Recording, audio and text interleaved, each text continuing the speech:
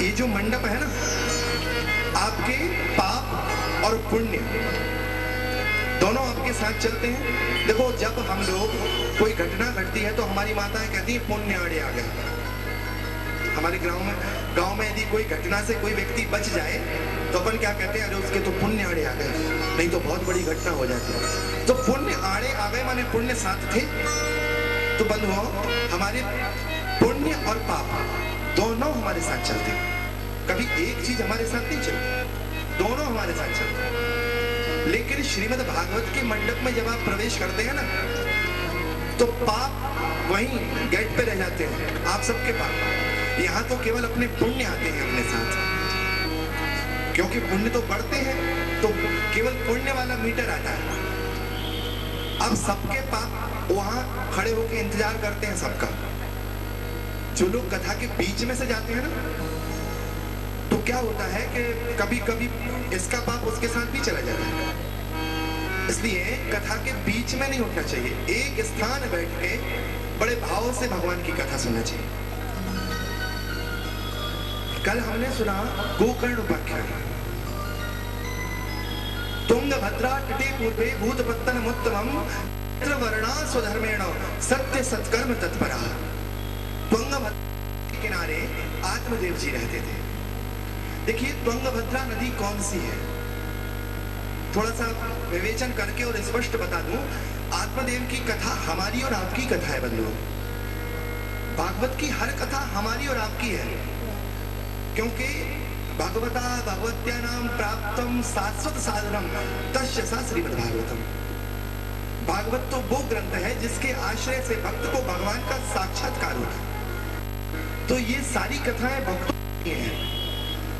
प्रभु ने भक्तों के लिए भागवत रखी। आत्मदेव की कथा आपकी और हमारी कथा है। त्वंगभद्रा तटे पूर्वम। त्वंगभद्रा नदी कोई और नहीं है बंधुओं। त्वंग माने अधिक, भद्रा माने कल्याण। अधिक भद्रा माने अधिक कल्याण करने वाली जो नदी है वो हमारा स्वयं का शरीर है। केवल ये मनुष्य शरीर है जो अधिक कल्याण कर सकता है। बताओ आप, क्या कुत्ता भजन कर सकता है? कोई जानवर भजन नहीं कर सकता। मनुष्य को विवेक दिया है, मनुष्य अपने कल को सुरक्षित कर सकता है, और कोई जंतु या और कोई जीवात्मा अपने कल को सुरक्षित नहीं कर सकती। आज तो अच्छे से रह सकती है। अब आप स्वतः सोचो, भाई हमको ठंड लगती है, हम लोग तो कई साधन कर लेते हैं, आग जला लेते हैं और गर्म कपड़े पहन लेते हैं, लेकिन वो जंतु, उनको भी तो लगती होगी, उन्हें कपड़े कहां से आते हैं? तो प्रभु की व्यवस्था है। रामचरितमानस में गोस्वामी जी कहते हैं कि बड़े भाग मानस तन पावा, बड़े भाग मानस तन पावा, बड़े भाग मानस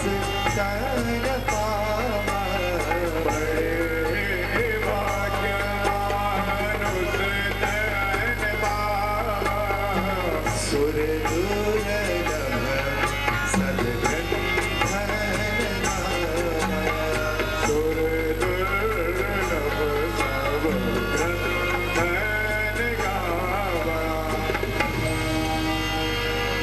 कृपा से बड़े भाग्यमानस तन पावा। ना जाने कितनी योनियों में हम लोग भ्रमित हुए हैं, ना जाने कितनी योनियों में हमें जन्म लेना पड़ा होगा, लेकिन हमारे सत्कर्म रहे होंगे, कोई हमारे ऐसे प्रारब्ध के कर्म रहे होंगे कि प्रभु ने हमें मनुष्य बनाया, हमें मानव बनाया, हम मानव हुए।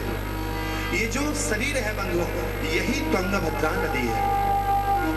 और आत्मदेव जो अपनी आत्मा को देवत्व प्रदान करे वो आत्मदेव। हम सबकी जीवात्मा ही आत्मदेव है। आत्मदेव की पत्नी धुंधली है। ये जो जीव है ना, इस जीव की पत्नी है बुद्धि। हमारी बुद्धि ही धुंधली है। ये हमें संसार में कई भेद देती है।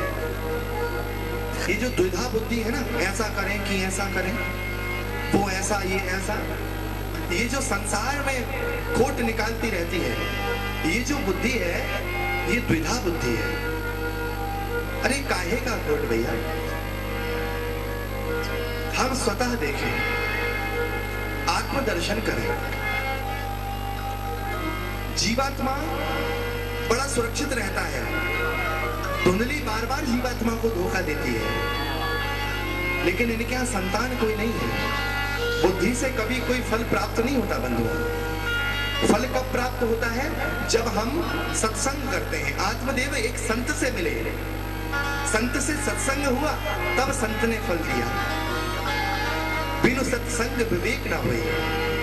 सत्संग का फल है विवेक। विवेक माने गोकर्ण जी महाराज। लेकिन विवेक रूपी फल बुद्धि ग्रहित नहीं करती। हमारी बुद्धि को अच्छा कहां लगता है कोई श्रेष्ठ कार्य होते। इस बुद्धि को तो अनावश्यक चीजों में मोह है, अनावश्यक चीजों में प्रेम है। देखिए ये मोह जो है ना, ये बंधनों का कारण होता है। इसलिए व्यक्ति को मोहित नहीं होना चाहिए। ये सब वृथा अभिमान होता है मोहित होने का। एक संत के पास एक शिष्य पहुंचा। उसने कहा महाराज आप मोह की बात कर रहे हैं, लेकिन क्या बताऊं, मेरी जो पत्नी है वो मुझसे इतना प्रेम करती है, इतना स्नेह करती है कि शायद मेरे बगैर वो जीवित नहीं रहेगी। संत ने कहा देखो इस संसार में सबकी एक मर्यादा है, सबको उस मर्यादा तक रहना है। ये ऐसा भाव तो मोह का भाव है, तुम्हें ऐसा भाव नहीं रखना चाहिए। शिष्य ने कहा नहीं महाराज, मैं आपको सत्य कहता हूं कि मेरी जो पत्नी है वो बड़ा प्रेम करती है, शायद मेरा विरह नहीं सहन करेगी, शरीर त्याग देगी। संत ने कहा चलो ठीक है, एक काम करता हूं, मैं तुम्हें श्वास रोकना सिखा देता हूं। शवासन, हमारे यहाँ योग शास्त्र में एक आसन का नाम है शवासन, वो लगाना सिखा देता हूं। उस आसन के माध्यम से संत ने अपने शिष्य के कान में सब बात बता दी, तुम्हें क्या करना है। आज शिष्य पहुंचा और घर पे जाके अपनी पत्नी से कहा कि देवी आपको खीर बहुत पसंद है तो बड़ी श्रेष्ठ खीर बनाओ, और हमें लड्डू बहुत पसंद है तो हमारे लिए लड्डू बनाओ, और हम दोनों को दाल बाटी बहुत पसंद है इसलिए दाल बाटी भी बनाना। अब बेचारी सुबह से लगी भोजन बनाने, और आज तो इतने प्रेम से बोला था तो सुबह से बड़ी ध्यान से थी कि कोई गलती ना हो जाए। सुबह से बना रही है, 1 बज गया बनाते बनाते, 1 बजे भोजन पूर्ण हो गया, बन गया। तो अपने पति के कक्ष में पहुंची है कि स्वामी भोजन तैयार है आप चलिए।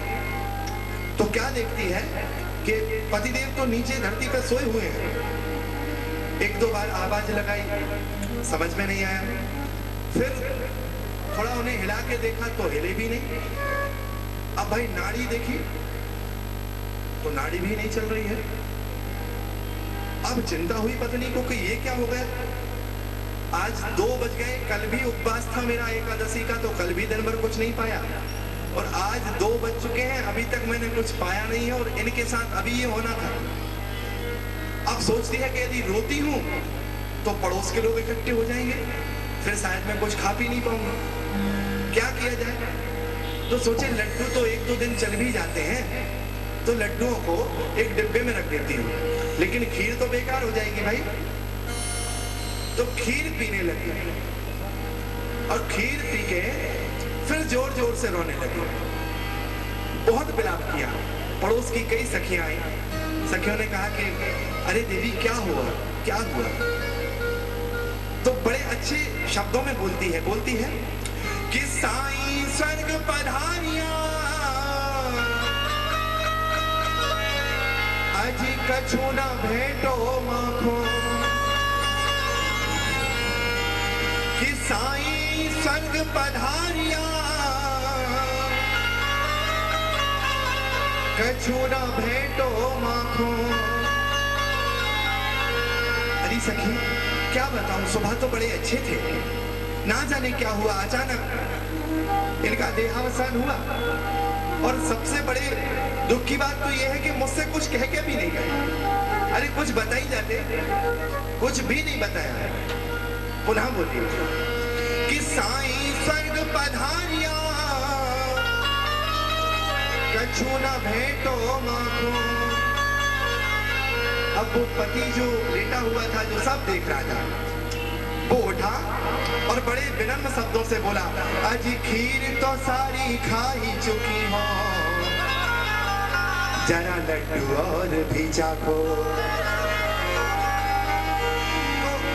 बंधुओं, ये सब मोह का संसार है। यहाँ मोह से हम लोग बंध जाते हैं। इसलिए प्रभु को घर में रहो, मैं ये नहीं कहता घर को त्याग दो।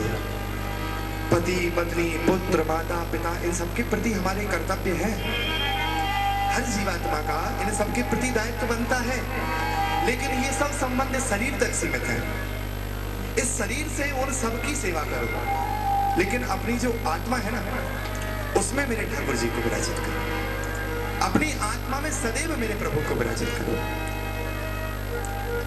विनय पत्रिका में एक जगह गोस्वामी जी ने कहा है कि कर से कर्म करहु विधि नाना, कर से कर्म करहु विधि नाना, मन राखो जहाँ कृपा